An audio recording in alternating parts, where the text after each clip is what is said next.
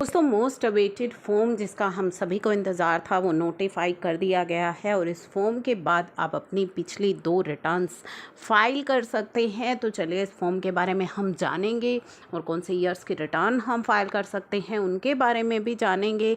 साथ ही एक डेट जो है वो तो आपकी एक्सटेंड हो गई है 30 अप्रैल से 30 मई तक, उस डेट के बारे में भी 31 मई तक, तो उस डेट के बारे में भी हम इस वीडियो में डिस्कशन करेंगे।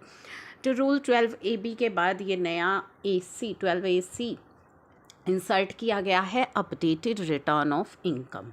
Return of income to be furnished by person, any person, कोई भी व्यक्ति कर सकता है, eligible to file such return under subsection 8A of section 139 relating to assessment year commencing on 1 April 2020 and subsequent assessment years. ठीक है, तो यहाँ पे जो है कब से फाइल हो सकती है, फर्स्ट असेसमेंट ईयर जो कि आपका स्टार्ट हो रहा है 1 अप्रैल 2020 से, यानी कि 2021 और 21-22 के लिए। तो ये हमारा जो फॉर्म रहेगा फॉर्म ITR-U रहेगा।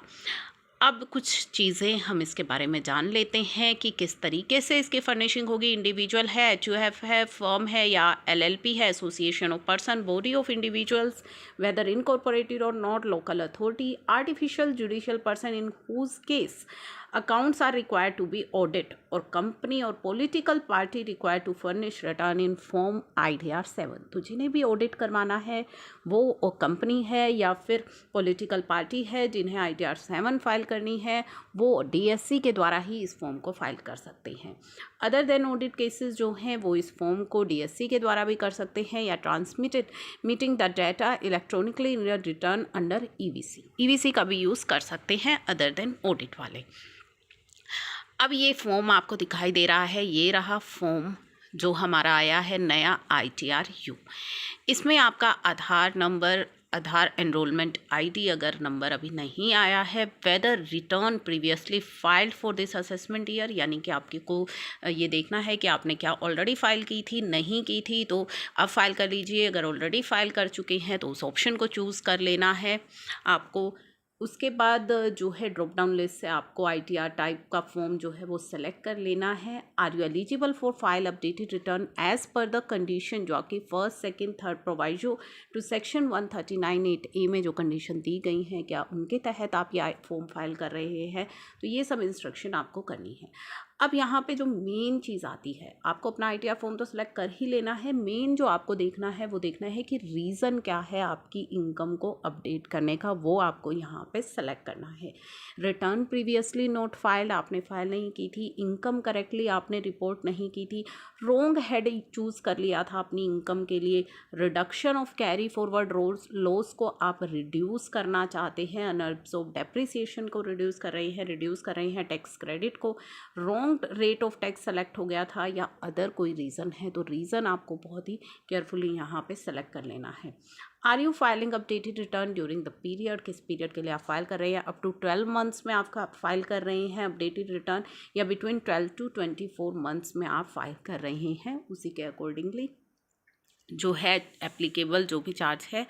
Are you filing updated return to reduce carry forward loss या फिर unabsorb depreciation, if yes please specify assessment year जिसका कैरी फॉरवर्ड लॉस या अनएब्जॉर्ब डेप्रिसिएशन अफेक्ट होगा इस अपडेटेड रिटर्न की वजह से।